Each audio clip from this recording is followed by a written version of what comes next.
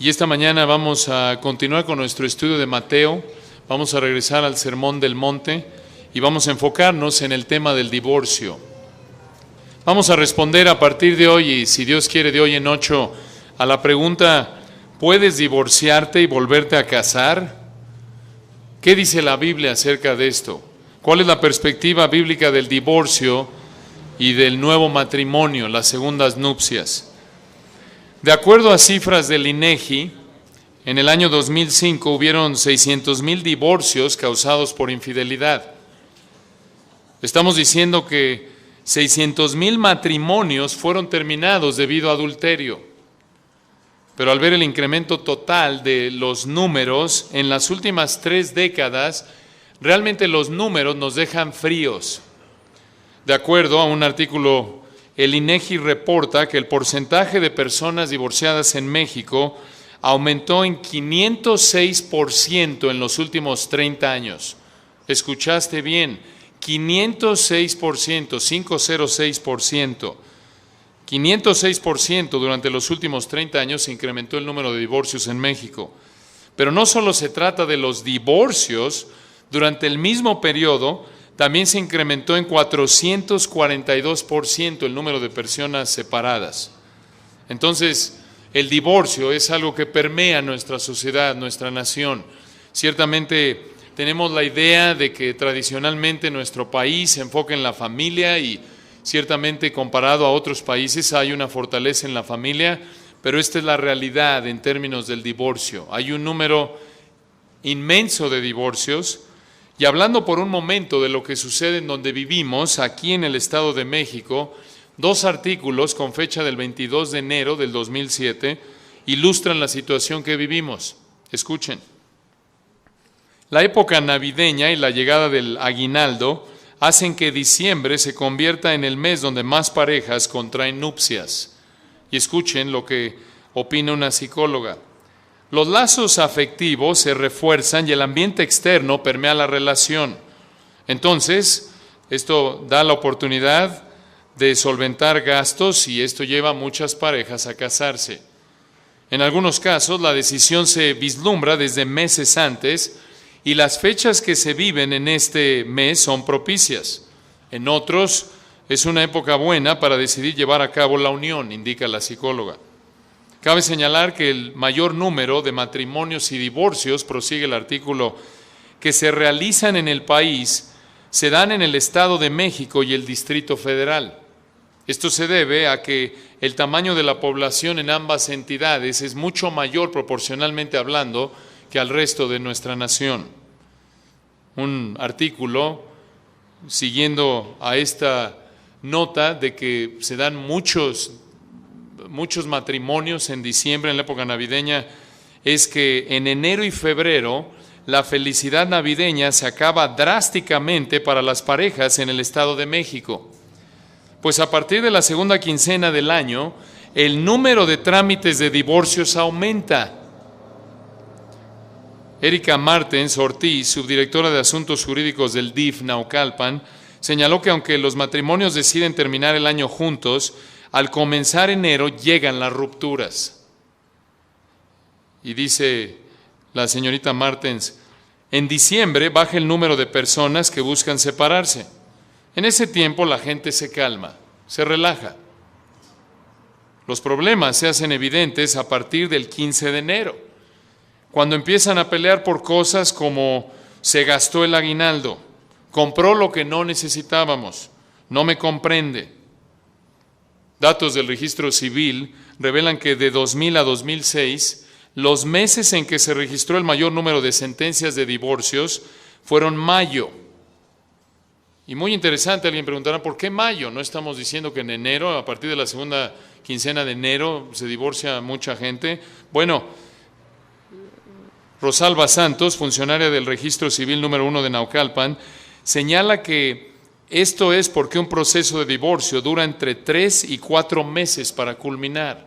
Entonces, inician el trámite de divorcio a partir de la segunda quincena de enero, una gran cantidad de matrimonios, de hecho, 4,294 en junio, 4,228 en junio y 4,294 en mayo.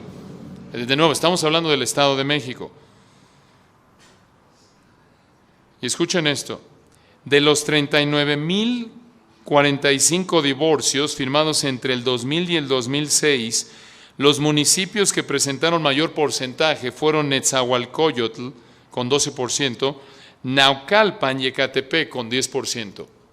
Fin de la cita. Entonces, el lugar en donde vivimos, la mayoría de nosotros vivimos en Naucalpan, entiendo que muchos no, sin embargo, la mayoría de la congregación viviendo en el municipio de Naucalpan es el municipio que se encuentra en el ranking de los primeros 2, por así decirlo, de divorcios a nivel nacional.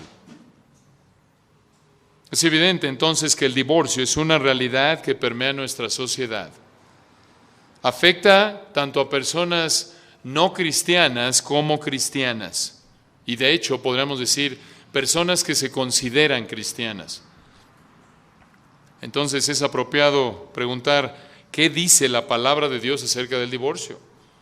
Si quizás en algún punto de tu vida u otro, y siendo honestos, no es sorprendente encontrar a cristianos que han pensado en el divorcio. Quizás se te han acercado parientes, vecinos, y te piden consejo. ¿Qué les vas a decir? Saben que eres cristiano, pero ¿cómo respondes ante la pregunta, ¿qué dice la Biblia acerca del divorcio? ¿Es permitido? Y si lo es, ¿bajo qué circunstancias? O es posible que tengas un pariente o tú mismo seas una persona que se encuentra en una situación en la que ya eres divorciado, veniste a los pies de Cristo ya divorciado, quizás te divorciaste ya conociendo a Cristo. El punto es que el divorcio se llevó a cabo y entonces la pregunta para ti es, quizás que tarde o temprano te harás, ¿es posible que alguien divorciado pueda volver a casarse? Aquí en Mateo 5, versículos 31 al 32, encontramos la respuesta del Señor Jesucristo mismo.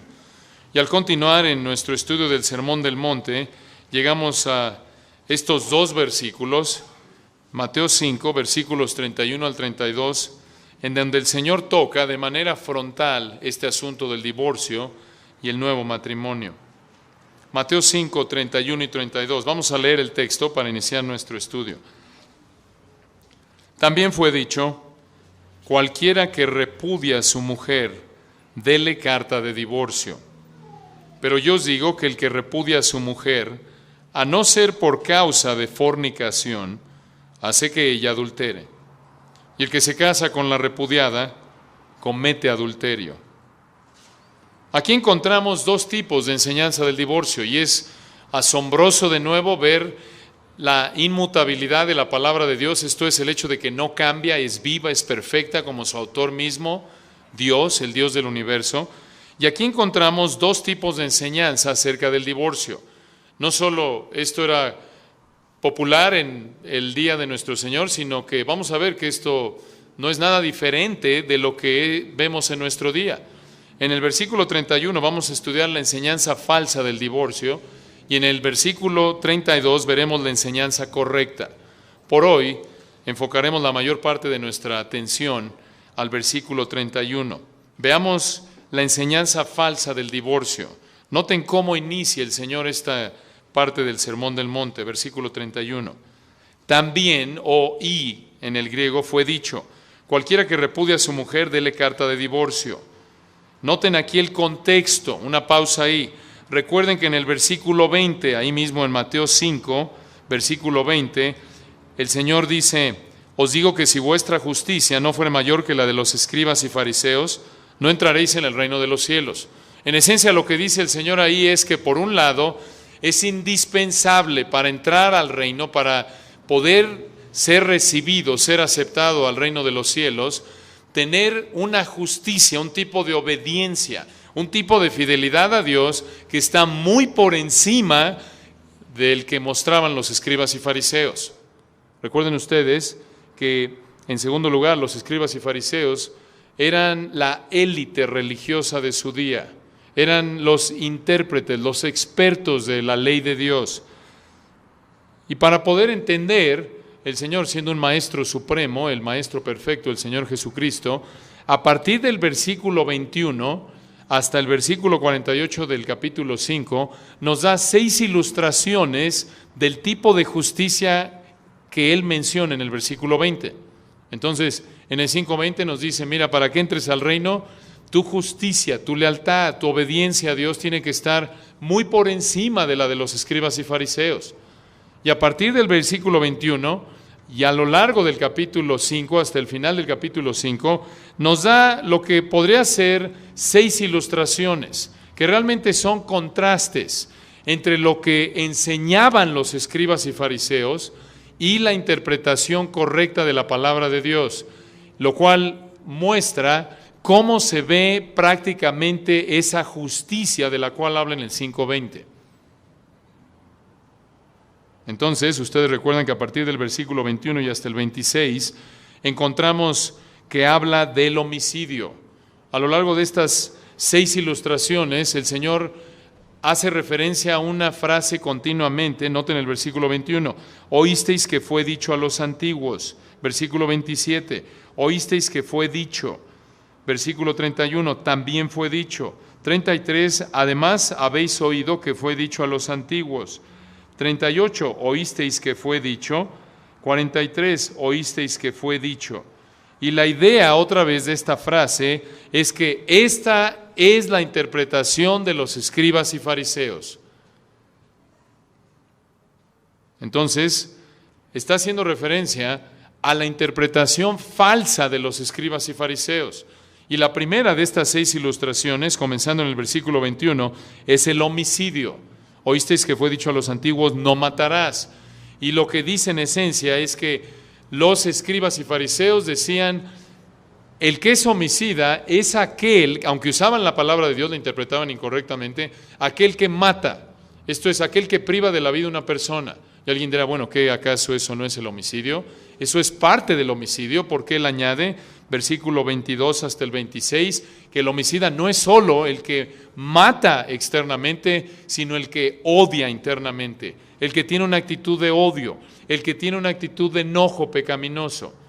Entonces el Señor aclara, miren, el homicidio, el mandato a no matar, cubre no solo el que no le quites la vida a una persona de manera pecaminosa, como la Biblia lo define, sino que tampoco tengas una actitud de odio, de enojo pecaminoso. Obviamente esto de nuevo desenmascaraba la religiosidad de los escribas y fariseos, como en nuestro día la religión falsa, toda aquella religión que no es cristianismo genuino, que viene a Dios Padre a través de Cristo únicamente, por fe únicamente, por gracia únicamente, en arrepentimiento y fe, es una religión falsa, sea cual sea la etiqueta. Y toda religión falsa es como los escribas y fariseos, de un ángulo u otro. El énfasis es siempre en lo externo. El énfasis por lo general es como los fariseos, con que estés bien por fuera, no hay problema si por dentro eres un criminal.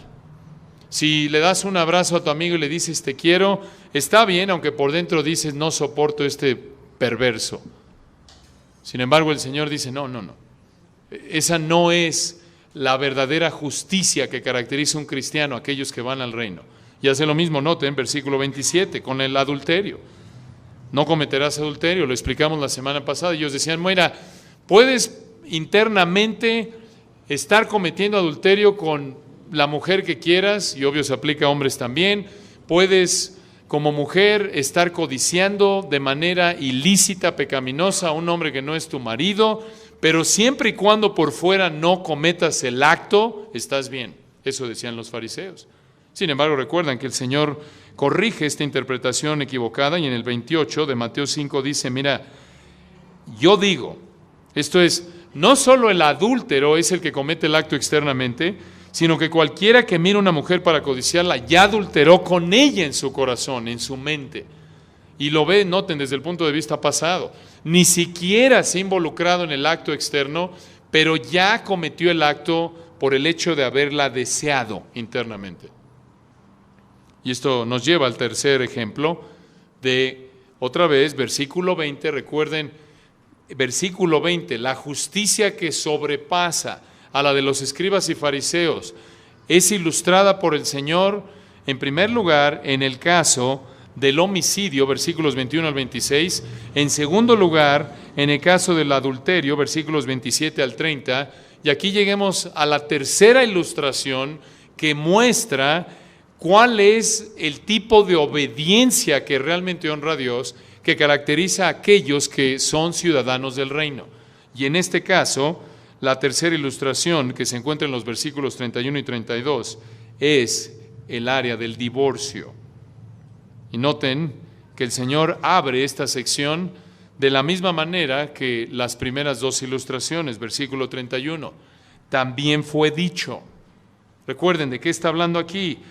Al igual que la interpretación errónea de la ley por parte de los rabinos en el área del asesinato, versículo 21, oísteis que fue dicho a los antiguos, y en el área del adulterio, versículo 27, no cometerás adulterio, también en el área del divorcio enseñaban erróneamente, noten el 31 de nuevo, cualquiera que repudie a su mujer, dele carta de divorcio.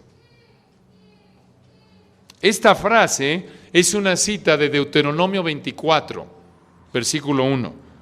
Ahora, para entender el error de los escribas y fariseos, tenemos que ir a este texto en Deuteronomio 24 para entender la interpretación correcta y así ver en qué estaban mal los escribas y fariseos. Noten entonces lo que dice Deuteronomio 24, versículos 1 al 4. Deuteronomio 24, versículos 1 al 4.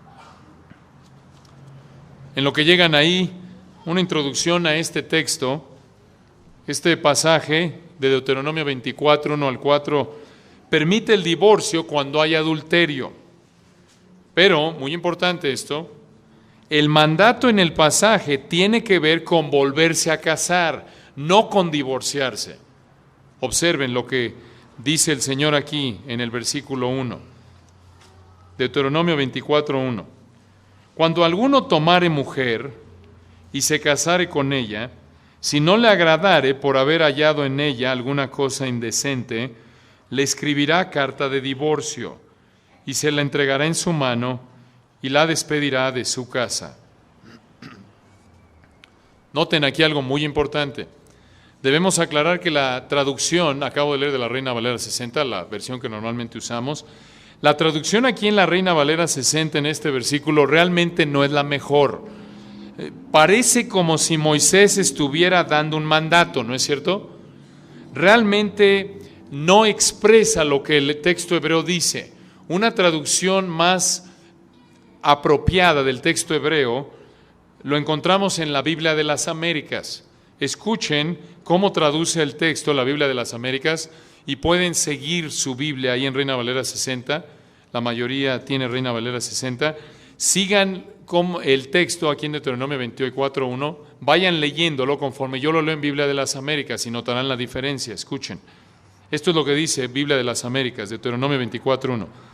Cuando alguno toma una mujer y se casa con ella, si sucede que no le es agradable porque ha encontrado algo reprochable en ella, y le escribe certificado de divorcio, lo pone en su mano y la despide de su casa, noten, es diferente, ¿no es cierto? Porque en Reina Valera 60 parece como si Moisés está dando un mandato. Sin embargo, eso no es lo que el hebreo dice.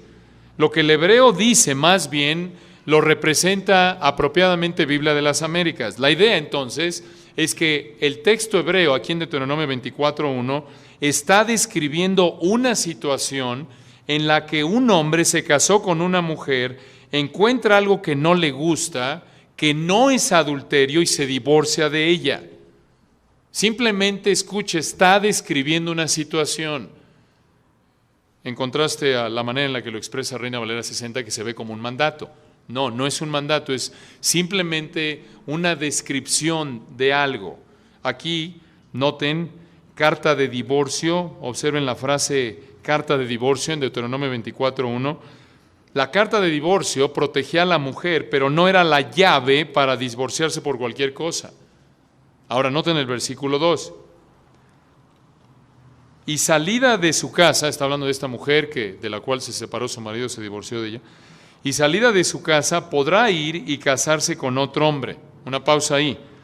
De nuevo, la traducción en la Reina Valera 60 da la impresión de que Moisés está realmente dándole licencia a la mujer para irse a casar con otro hombre, aunque de acuerdo al versículo 1, su divorcio está en violación de la palabra de Dios. Pero otra vez noten, el hebreo no dice eso en el versículo 2, sino como lo dice otra vez correctamente la Biblia de las Américas, simplemente describe una situación. Escuchen cómo lo traduce la Biblia de las Américas. Versículo 2. Y ella sale de su casa y llega a ser mujer de otro hombre, punto y coma. Sigue narrando lo que dijo en el versículo 1. Ahora permítanme entonces leerles el versículo 1 y 2 en Biblia de las Américas y síganme ahí en su Reina Valera 60. Cuando alguno, Deuteronomio 24:1, cuando alguno toma una mujer y se casa con ella, si sucede que no le es agradable porque ha encontrado algo reprochable en ella, y le escribe certificado de divorcio, lo pone en su mano y la despide de su casa, versículo 2, y ella sale de su casa y llega a ser mujer de otro hombre, hasta ahí. Esto simplemente está describiendo otra vez una situación en la que una mujer un hombre se casó con una mujer, encontró algo que no le gustó en su mujer y se divorcia de ella. Esto, por cierto, por contexto, lo vamos a ver en un momento, por contexto, el hombre se está divorciando de su mujer por algo que no es adulterio. Entonces, este matrimonio está en pecado porque se divorció por algo que no es adulterio, no arrepentido, y se casó con otro hombre. Versículo 3, noten. Pero si la aborreciere, este último, y le escribiere carta de divorcio, y se la entregare en su mano, y la despidiere de su casa, o si hubiere muerto el postrer hombre que la tomó por mujer, una pausa aquí. La idea del versículo 3 es que su segundo marido se divorcia de ella o muere. Es el segundo marido. Versículo 4. No podrá su primer marido, que la despidió, volverla a tomar para que sea su mujer después que fue envilecida, porque es abominación delante de Jehová, y no has de pervertir la tierra que Jehová tu Dios te da por heredad. Esto es, la mujer no puede regresar con el primer marido porque fue contaminada, esa es la idea de envilecida, ella fue contaminada al haberse casado con un segundo marido, aquí está la clave, porque el divorcio, podría haber sido el primero, porque el divorcio del primer marido fue ilegítimo.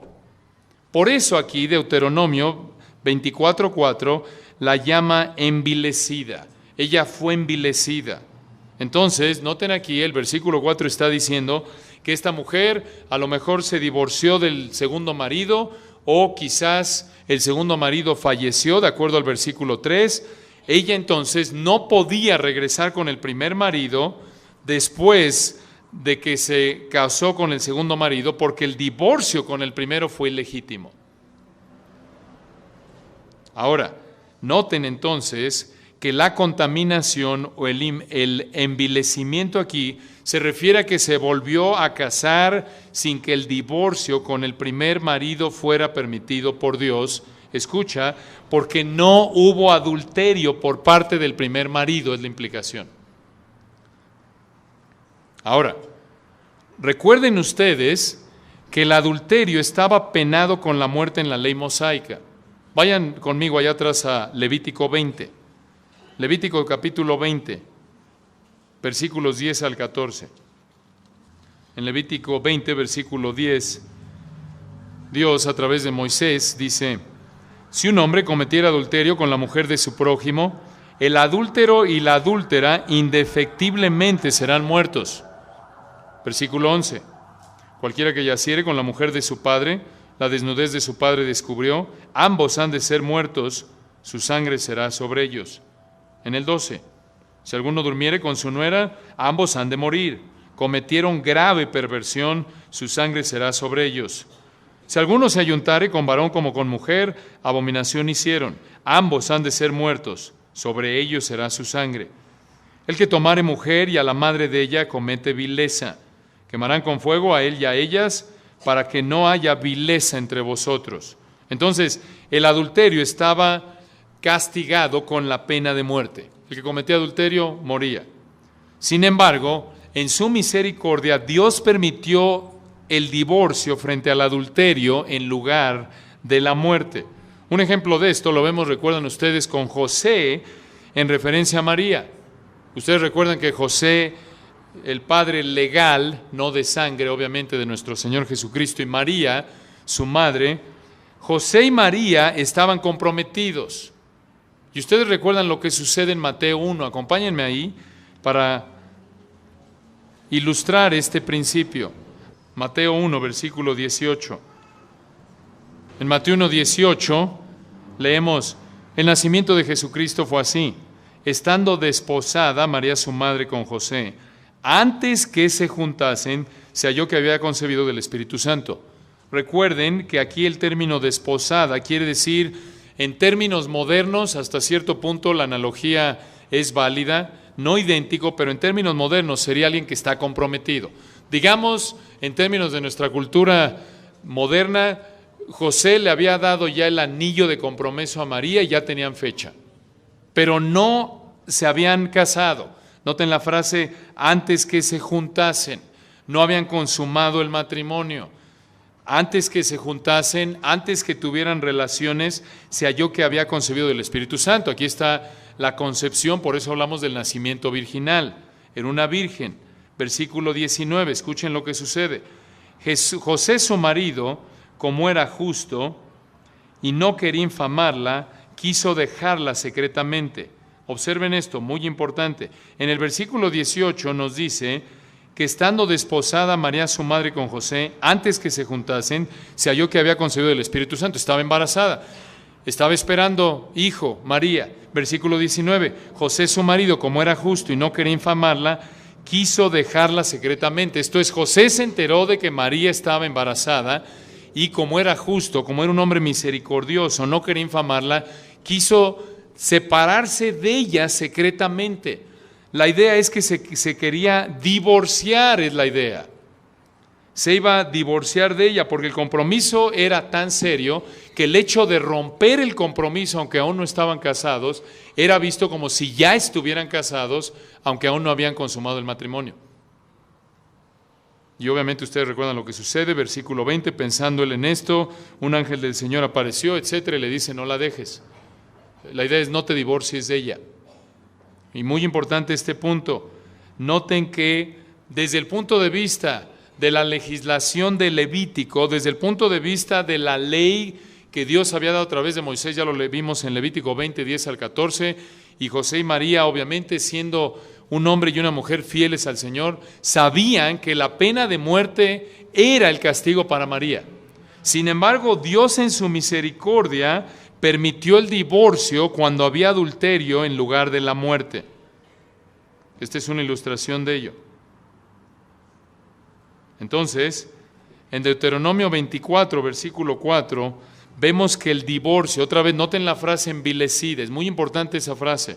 El divorcio por cualquier cosa que no sea adulterio, o como lo veremos en un momento, añadiendo, más bien, si Dios quiere la próxima semana, añadiendo la otra excepción en el Nuevo Testamento, si el divorcio no es por adulterio no arrepentido, porque el cónyuge incrédulo abandona al cónyuge creyente, entonces se contamina la tierra al promover el adulterio. ¿Por qué? Porque si hay un divorcio sin que haya una, podríamos llamarle una cláusula en la que Dios permite que lo haya, entonces no es permitido y por lo tanto se ve como adulterio. Esto es, si no es por adulterio no arrepentido, o 1 Corintios 7 lo veremos con mayor detalle más adelante, o porque el cónyuge incrédulo abandona al cónyuge creyente, si es por alguna otra razón que no sea una de esas dos excepciones que Dios permite, entonces es como si otra vez fomente el adulterio. ¿Por qué? Porque la persona que se divorcia, no teniendo otra vez una cláusula que lo permita bíblicamente, es como si todavía a los ojos de Dios sigue casado y se va y se casa con otro y está cometiendo adulterio. Entonces, si una persona se divorcia por cualquier razón que no sea adulterio no arrepentido o abandono de un cónyuge incrédulo, peca y multiplica el pecado al volverse a casar porque está adulterando. Esa es la idea. Pero los rabinos tomaron este pasaje y lo interpretaban de manera equivocada, y regresen a Mateo 5, versículo 31. Mateo 5, versículo 31. El Señor dice, también fue dicho, cualquiera que repudia a su mujer, déle carta de divorcio. Una pausa ahí. Entonces, ellos, recuerden, la frase también fue dicho, se refiere a la misma idea que en el 5.21 oísteis que fue dicho a los antiguos, 5.27 oísteis que fue dicho. Esto es lo que los líderes religiosos judíos, lo que los rabinos enseñaban, y otra vez tomaban el Antiguo Testamento, en particular Deuteronomio 24, 1 al 4, aquí en Mateo 5.31, tomaban de ese pasaje de Deuteronomio 24 y lo usaban como base para enseñar que si un hombre quería divorciarse de su mujer, simplemente tenía que darle su carta de divorcio y había cumplido con la ley. Ahora noten esto. Al igual que en Mateo 5.21, oísteis que fue dicho a los antiguos, no matarás. Y de la misma manera el 5.27, oísteis que fue dicho, no cometerás adulterio. Aquí Mateo 5.31 muestra cómo lo hicieron los rabinos, escuchen, que estudiaban la palabra, hasta la memorizaban, la enseñaban, pero la interpretaban y por lo tanto enseñaban y aplicaban incorrectamente. Muy importante este principio. Obvio, es secundario al texto, no es el punto central del texto, sin embargo, esta es una gran advertencia para todo creyente a nivel personal, a nivel iglesia, para que recordemos que el hecho de que alguien dice que estudia la Biblia y que hasta la memoriza y la enseña, no garantiza una interpretación correcta de la palabra. Ahí están los fariseos. Véanlo ustedes de nuevo en Mateo 5.21. Oísteis que fue dicho a los antiguos, no matarás. Ya vimos que esta es una cita directa de Éxodo 20.13. ¿No le quitaron ahí? En Mateo 5.27 oísteis que fue dicho, no cometerás adulterio. Cita directa de Éxodo 20.14. Y de nuevo en el 5.31, cualquiera que repudie a su mujer, dele causa de divorcio, y en esencia es lo que enseñaba Deuteronomio 24, 1 al 4, por lo menos superficialmente, por lo menos en términos de lectura inicial, de lectura superficial, no quitaron nada. Estaban citando el texto tal cual, ¿no es cierto? Sin embargo, otra vez, ellos decían, de acuerdo a su interpretación, decían, miren, esto es lo que dice la Biblia, esto es lo que quiere decir, pero aquí ya estaba el vacío entre lo que dice y lo que escucha significa. Interpretaban equivocadamente. Lo que decían entonces prácticamente era esto. Un hombre podía divorciarse de su mujer por lo que quisiera, pero eso sí, tenía que darle su certificado de divorcio y había cumplido con la ley. Eso es lo que estaban diciendo. Si no te gustaba algo de tu esposa, o si habías visto alguna otra mujer más interesante, o estabas cansado de ciertos hábitos de ella, no había problema, tramitabas tu certificado de divorcio y eso era todo. Y no estabas pecando, porque finalmente, decían los rabinos, Mateo 5.31, cualquiera que repudie a su mujer, dele carta de divorcio. Entonces el mandato, noten, lo enfocaban en el papel, en el trámite, eso es todo. Te puedes divorciar por lo que quieras, decían, siempre y cuando le des su papel. De hecho, y esto es una realidad, había hombres judíos en ese entonces que se divorciaban de sus esposas porque ellas los habían apenado frente a sus amigos. Y se sentían mal, estaban enojados y le decían a su esposa, se acabó, me divorcio, aquí está tu papel, vámonos. Y no pecaban, de acuerdo a los rabinos, porque habían cumplido según ellos con la ley, porque le dieron su certificado de divorcio. Entonces noten, este es un aterrador ejemplo, obviamente era una enseñanza torcida de lo que realmente enseñaba Deuteronomio. Igual que lo era decir que el homicida era únicamente el que privaba pecaminosamente de la vida de una persona, o el adúltero era el único que cometía el acto externo con alguien. Y así como torcieron esas enseñanzas, y lo vamos a seguir viendo a lo largo del capítulo 5, habían torcido el área del divorcio. Pero otra vez, muy importante, aquí encontramos un gran principio, obviamente de nuevo, la médula del texto es la enseñanza del divorcio. Y en su contexto es la tercera ilustración de nuevo de lo que quiere decir la justicia que sobrepasa la de los escribas y fariseos, en contraste a la interpretación errónea de esos líderes falsos. Pero noten de nuevo, muy importante para nuestra vida y en primer lugar, para que recordemos que no porque lees la Biblia y te la memorizas y aún le enseñas, no garantiza necesariamente que le estás enseñando de manera correcta. Y por igual, cuando ves a tantos libros, por ejemplo en Expo Cristiana hay muy buenos libros. De hecho, allá andamos Toño y yo como perros falderos en el sentido de que allá hay una oferta, allá hay otro 50% CLIA, ya, córrele Toño, allá están regalando un libro para pastores, te traje uno, ven, y allá andábamos con nuestros libros. Hay muy buenos libros, aquí un comercial, no me paga Expo Cristiana, pero si pueden ir, vayan, porque encuentran libros que realmente no se encuentran por lo general en librerías cristianas a muy buen precio. Pero de la mano con eso también hay libros muy malos. Sin embargo, ven en los libros y aún en programas de radio, programas de tele, que los supuestos maestros de la Biblia citan porciones de las Escrituras, pero las interpretan incorrectamente. Entonces, otra vez, y lo vemos con los fariseos, este es algo sutil. Por eso, de nuevo, un falso maestro, lo vemos, Satanás se disfraza como ángel de luz, igual sus agentes, los falsos maestros. No va a venir con una botella y con una mujer impropiamente vestida y con una Biblia bajo el brazo. Vas a salir corriendo si ves a alguien así.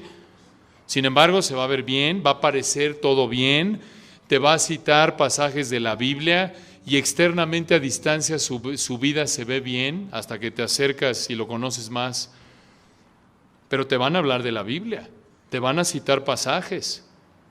Sin embargo, de nuevo, y otra vez no queremos que esto se vuelva como un misterio, como algo así, como, uy, entonces, ¿cómo le hacemos para interpretar la Biblia? Si aún muchos de los que la leen y la recitan de memoria lo hacen mal. Hermanos, por eso continuamente nos esforzamos por enseñarles cursos de interpretación bíblica, recomendarles buenos materiales y en resumen, lo hemos dicho muchas veces, no nos cansaremos ni cambiaremos repetir este principio. La Biblia se interpreta ciertamente en dependencia total del Espíritu de Dios, le pides entendimiento, pero la interpretas aplicando los principios universales de interpretación literaria, como interpretas el periódico, Shakespeare, Calderón de la Barca o cualquier otro autor. Y en esencia, la interpretación correcta es la que responde a la pregunta, ¿qué es lo que Dios quiso decirle a la audiencia original? O, podemos decirlo así, ¿cuál es la intención del autor en este texto? Así como cuando tú escribes una carta, o la mayoría de nosotros hoy en día un correo electrónico, buscas comunicar un significado en tu email o en tu carta, ¿no es cierto? Salvo que seas poeta y quieras ahí ser más de 1, 2, 3, sentido figurado, pero por lo general, cuando te comunicas con la gente, hablando de manera escrita, buscas decir algo con un propósito en mente, ¿no es cierto? De hecho, cuando se te interpreta, cuando la gente no entiende exactamente lo que querías comunicar de manera verbal o escrita, pues dices, oye, algo anda mal, ¿no? A ver, te lo aclaro, ¿no es cierto? Es lo mismo con la Biblia. Hay una interpretación, diferentes aplicaciones, y la meta del estudio bíblico es, en esencia, tomar materiales, consultar buenos libros que te ayuden a reconstruir el ambiente social, político, cultural, que era lo que el pueblo de Israel, que era lo que la audiencia de Mateo, cuando leyó por primera vez Mateo, cuando Mateo escribía su evangelio, ¿qué era lo que quería Mateo que entendiera su audiencia? ¿Qué era lo que la audiencia original, cuando escuchó Mateo, iba a entender? Esa es la meta del estudio bíblico. Por así decirlo, es un viaje al pasado. Es un viaje al pasado. Alguno dice, oye, pero qué complicado, en la primera iglesia, la primera iglesia, oye, pero no tenían concordancias y sus traducciones diferentes, Reina Valera y Biblia de las Américas, y oye, y diccionario bíblico, y ellos no tenían tampoco diferentes versiones, no tenían que quizás consultar comentarios para entender el griego, el hebreo. No, ¿por qué? Porque ellos eran la audiencia original, o ellos entendían. El autor estaba codeándose con los destinatarios. Pero aún dentro de la historia bíblica, lo vemos por ejemplo en Nehemías. Acompáñenme ahí por un momento para ilustrar este punto. Nehemías 8. Ustedes recuerdan que regresa ya parte del pueblo de Israel después del cautiverio. Y aquí Esdras lee la ley al pueblo. Y noten lo que sucede. Muy importante este punto. Nehemías capítulo 8. Y noten el versículo 8. Nehemías 8, versículo 8. Y leían en el libro, por cierto, versículo 7, hombres que conocían la palabra, levitas, Jesúa, Bani, Serebías, etc. Hacían entender al final del 7 al pueblo la ley, y el pueblo estaba atento en su lugar. Y noten Nehemías 8:8. Y leían en el libro de la ley de Dios claramente, y escuchen esto, y ponían el sentido de modo que entendiesen la lectura. Noten la frase ponían el sentido, escucha. Eso es lo que hace un predicador o maestro genuino de la Biblia. Te explica lo que quiere decir, pone el sentido. Ahora, la frase aquí pone el sentido, se puede referir a traducción, porque algunos sabían ahí, recuerden que solo sabían arameo porque venían del exilio, y por lo tanto, como el original, como la ley estaba en hebreo, entonces no la entendían. Entonces tendrían que explicarles lo que decía en hebreo y obviamente le explicaban el significado, lo exponían, por eso hablamos de predicación expositiva. Entonces, eso otra vez es lo que debe hacer un verdadero predicador, un verdadero maestro de la palabra de Dios. Eso es lo que todos como cristianos, buscamos hacer. Otra vez, necesitas herramientas para que entiendas ¿qué es lo que el autor le quiso decir a la audiencia original? ¿Cuál es la intención del autor? Muy importante, y escuche esto, independientemente de cuánto tiempo haya pasado o cuáles sean tus circunstancias, cuando Dios escribió su palabra, la escribió con un propósito en mente. Esto es, cuando Dios escribió a través de Mateo, el Evangelio de Mateo, lo hizo con un propósito en mente. Vivieras tú o yo o no, o hubiera pasado todo lo que ha pasado en la historia. El punto es este, es algo fijo, la interpretación no cambia dependiendo del ambiente cultural, la aplicación sí, la interpretación no. Muy importante este punto. Entonces, vemos que los líderes judíos, los rabinos, interpretaban la palabra como querían, como hoy en día muchas personas citan y demás, pero no saben qué es lo que Dios le quiso decir a la audiencia original.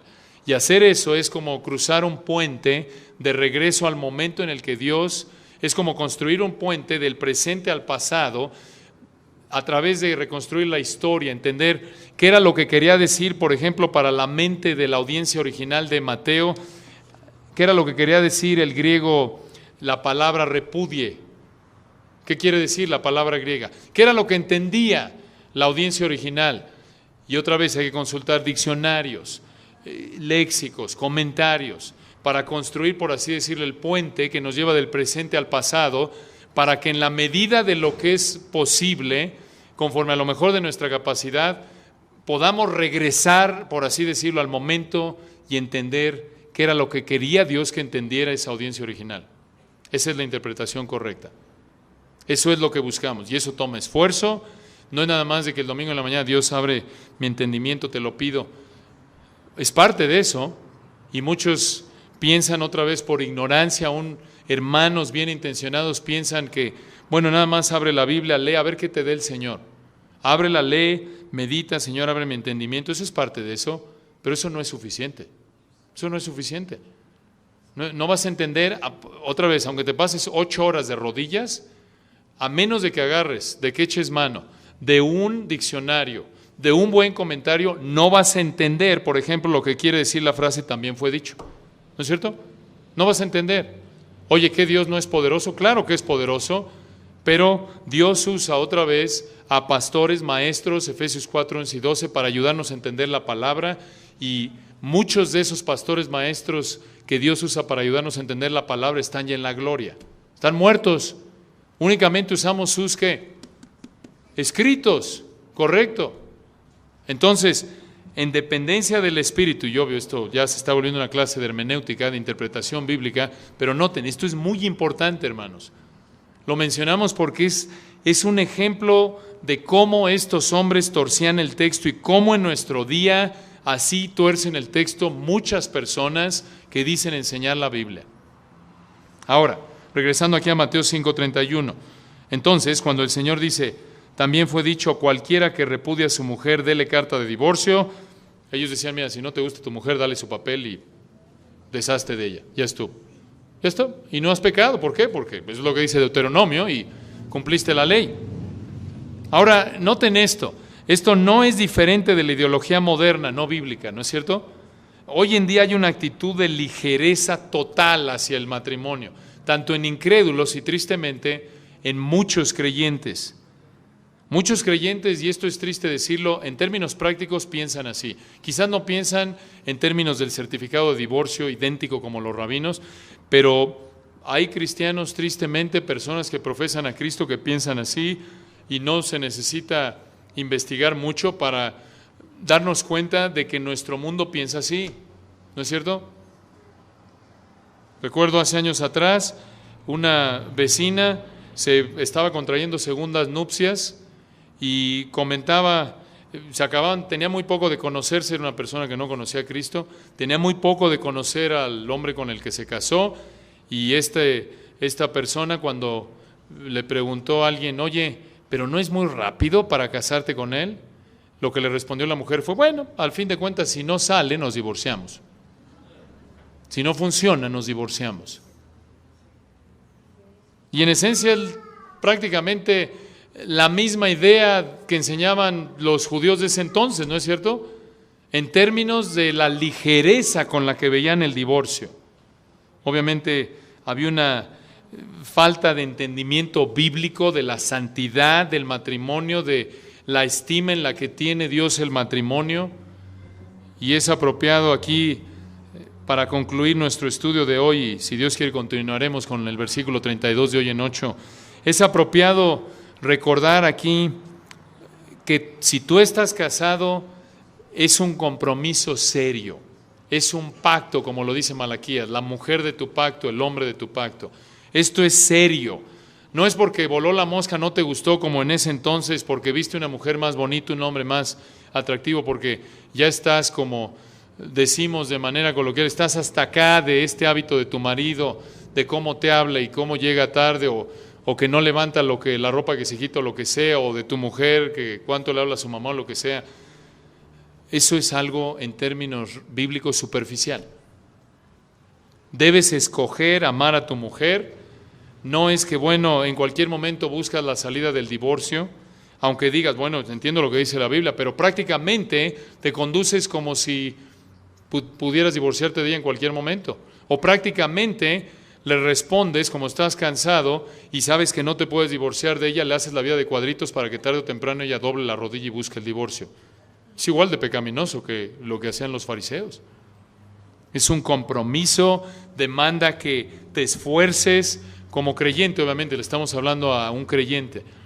Escoges amar a tu esposo, a tu mujer, es un acto de la voluntad, tengas ganas o no, cualesquiera que sean las circunstancias, lo hacen, sea cualquiera tu estado de ánimo, ese es tu compromiso. Y Dios te da la capacidad de hacerlo. No estamos diciendo que es fácil, es sumamente difícil, particularmente en algunos casos por nuestro pecado, el pecado de tu cónyuge, pero Dios ha prometido, 1 Corintios 10:13, darte la capacidad de obedecerle en cualquier circunstancia, incluyendo cuando tienes un cónyuge difícil de amar. Y esto también es apropiado, esta perspectiva también es errónea de los fariseos, es apropiada aplicarla a los solteros. Esto es una perspectiva equivocada. No es la manera de considerar el matrimonio. Si estás considerando el matrimonio, es algo serio. Es algo serio. Por eso tienes que escoger bien. Obviamente, no te vayas al extremo, ¿verdad? No vas a encontrar al apóstol Pablo ni a Ruth, ¿verdad? Obvio, de lo contrario vas a terminarte sin casar. Y como lo hemos dicho, llegarás a la gloria y ahí nadie se casa. Entonces, demasiado tarde, ahí sí literalmente se te habrá ido el tren. El tren y la vida y otras cosas. Entonces, el punto es este.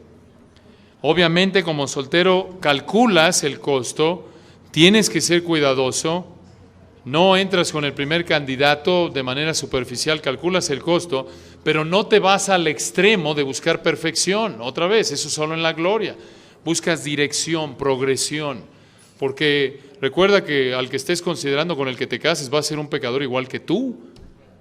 Igual que tú, no importa su nivel de madurez espiritual, va a cargar con él pecados y es parte de crecer, parte de la herramienta que Dios usa para hacerte crecer y otra vez te humilla, pero al mismo tiempo te da la gracia para que seas obediente a su palabra. La semana próxima, si Dios quiere, veremos la enseñanza correcta del divorcio en el versículo 32 y explicaremos de nuevo a detalle ¿cuál es la posición bíblica del divorcio? Algunos dicen, mira, aún entre cristianos, por cierto, algunos dicen el divorcio nunca es una opción, otros dicen el divorcio es permitido en ciertos casos, otros señalan que es posible divorciarse, volverse a casar de manera limitada o en muchas circunstancias. Vamos a ver qué es lo que dice la palabra en este tema. Oremos. Padre, estamos agradecidos con tu palabra.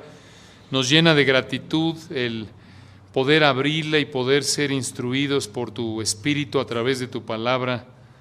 Ayúdanos, Señor, a que todos a nivel individual seamos diligentes en nuestro estudio de la palabra, que busquemos esforzarnos por interpretarla correctamente. Y es obvio que la mayoría de nosotros no tenemos el tiempo para estar, ni quizás la preparación para estar viendo lo que dice el hebreo y el griego en el original, pero gracias, Señor, por tantos materiales que a través de los años has puesto a nuestra disposición mediante hombres fieles que ya están contigo, que echemos mano de buenos materiales, que podamos esforzarnos por interpretar correctamente tu palabra y danos sabiduría para considerar estas verdades, que recordemos y que examinemos nuestra vida para ver si quizás estamos permitiendo una manera de pensar equivocada como la de los rabinos del tiempo del Señor en el área del divorcio. Que no adoptemos esa manera de pensar moderna que ve el matrimonio como algo superficial, si no me gusta hoy me divorcio y mañana también, y que consideremos que esto no es lo que enseña tu palabra. No es así de fácil, es algo serio y si tú quieres lo veremos de hoy en 8. Gracias por el tiempo que nos das, gracias por el tiempo de comunión y este servicio. Amén.